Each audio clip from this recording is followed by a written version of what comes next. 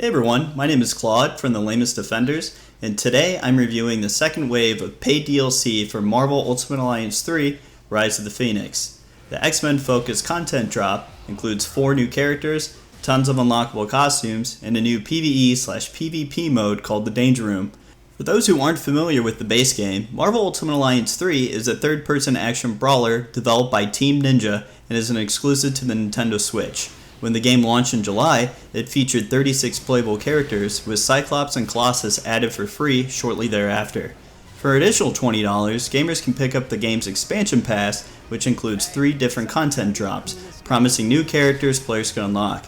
Besides Rise of the Phoenix, the expansion pass includes the Marvel Knights flavored Curse of the Vampire, which was released in September, and in spring 2020, Shadow of Doom, a Fantastic Four focused DLC pack, will hit the game. As for Rise of the Phoenix, which was released on December 23rd, it includes the new PvP/PvE Danger Room mode, multiple Gauntlet mode missions, and the highly requested X-Men characters Cable, Iceman, Gambit, and Phoenix, aka Jean Grey, to the game. Although we previously released a video that breaks down the Rise of the Phoenix characters and all their abilities, here's a quick overview. The first character in the pack that you'll unlock is Iceman. He's a good character to use to zip around the map while freezing his enemies and buffing his team.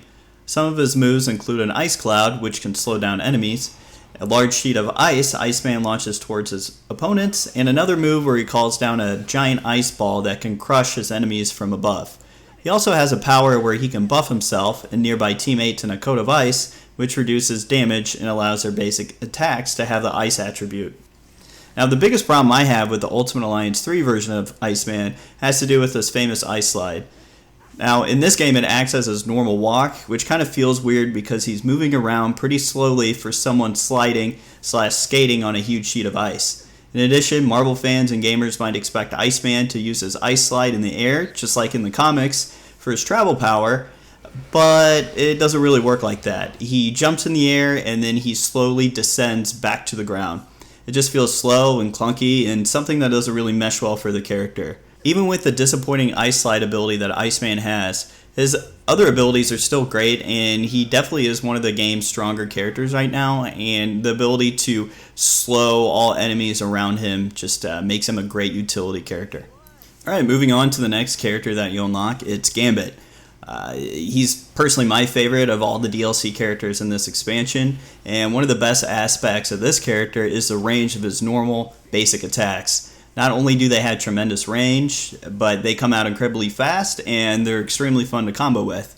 As for his abilities, Gambit of course throws his supercharged playing cards at enemies, and when he's overwhelmed he can just slam his staff into the ground that pushes enemies away with a blast of kinetic energy.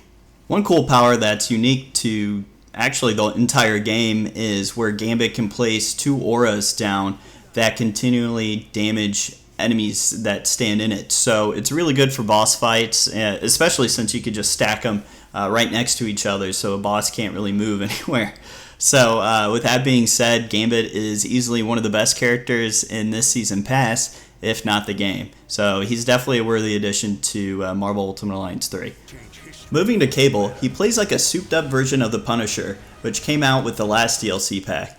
Cable, like Frank Castle, focuses on blasting enemies from afar while utilizing a pretty effective zoning kit. Cable's normal heavy attack allows him to charge up his mechanical arm, which costs 0 energy, to push enemies back so then he can blast them with an autonomous gun turret that he can put down. But as old and as slow as he might seem, Cable can also move along the battlefield much faster than any other character in this pack because his double jump is actually a teleport. It's a nice touch for the character and allows him to either push forward or fall back depending on the situation. So with all that being said, he's a really fun character, and really you're doing yourself a disservice if you don't pair him up with Deadpool. I mean, come on. And of course with this X-Men expansion, we also get Phoenix, aka Jean Grey. Defensively weak, but built like a glass cannon, Phoenix plays pretty similar to Captain Marvel, rushing into enemies while blasting them as soon as she gets into range. Her most interesting move, called Cleansing Flames, puts a huge aura on the ground, which continuously damages all enemies in it while giving her energy. It sounds pretty boring, but it's really great for longer, more intense boss fights. Now, the most unique aspect of Phoenix is her ultimate ability, which not only damages foes all around her, but can revive down allies and even herself. That does it for the quick summary of all the characters, but just like in Curse of the Vampire content drop, all 4 of the DLC characters in Rise of the Phoenix must be unlocked through Gauntlet mode, which has the players go through Infinity Rift style challenges, one right after another. If you have a character who is at least level 40, you shouldn't have any trouble unlocking all 4 of the new characters. With the characters out of the way, let's talk about the new mode that comes with Rise of the Phoenix, the Danger Room. The Danger Room is a PvP or PvE mode that plays very similarly to Destiny's, no pun intended, Gambit mode. It's a 4v4 game type which has each side racing to either an objective, defeating the most enemies, or bosses. It's the best out of 3 missions, and the winner is decided based on their team's score at the end of the match. What's unique about the Danger Room is that it randomly selects a challenge, such as dodging with so many times or stunning so many enemies. And if the criteria of the challenge is met, the Danger Room will either buff your team or send something nasty to the other team who is racing through the same mission. Having a few of these negative effects can really swing a match, so it's important that players keep track of them. Having played over 170 hours in Marvel Ultimate Alliance 3, the mode is refreshing and can be quite enjoyable if the game runs smoothly. Limited by the hardware, Marvel Ultimate Alliance 3 has some of the worst frame rate in recent memory.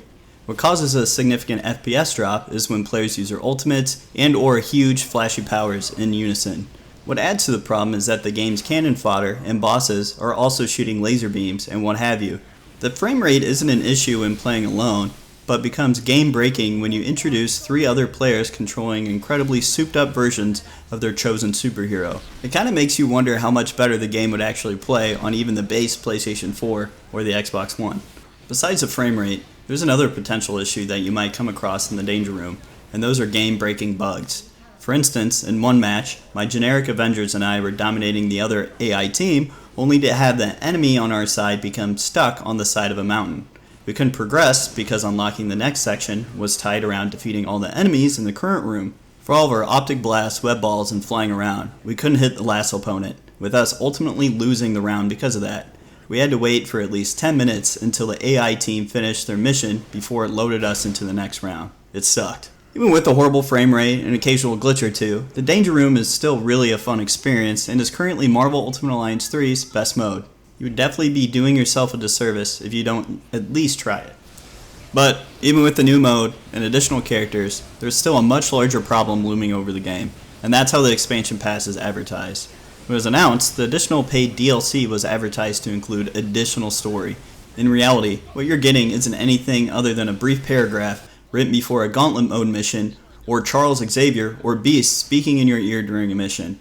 As players have been racing through the same zones, enemies, and bosses for months, a few new ones could go a long way. To counter at least some of the negatives, the patch that added the Rise of the Phoenix content also released some freebies for everyone. The free content includes an increased level cap to 200, and tons of new voice lines for each character, and 16 additional costumes. Again, it's just more content, and it's free, so you really can't complain about that. So, to wrap it all up, Rise of the Phoenix is a much better expansion than the previous Rise of the Vampire release, and it adds 4 fan-favorite characters without a stinker in the bunch, and even a fun but flawed game mode with tons of unlockables. For $20, the Season Pass is a must-own for all Marvel Ultimate Alliance 3 players, and Rise of the Phoenix will definitely keep you busy this holiday season. That wraps up our Rise of the Phoenix review. Thank you so much for watching. Please let us know in the comments below if there's still a certain character that you're hoping gets added in the future. And finally, if you haven't already, please be sure to hit the like and subscribe button. It really helps us continue to provide more Marvel goodness. Thanks again for watching, and remember to stay lame.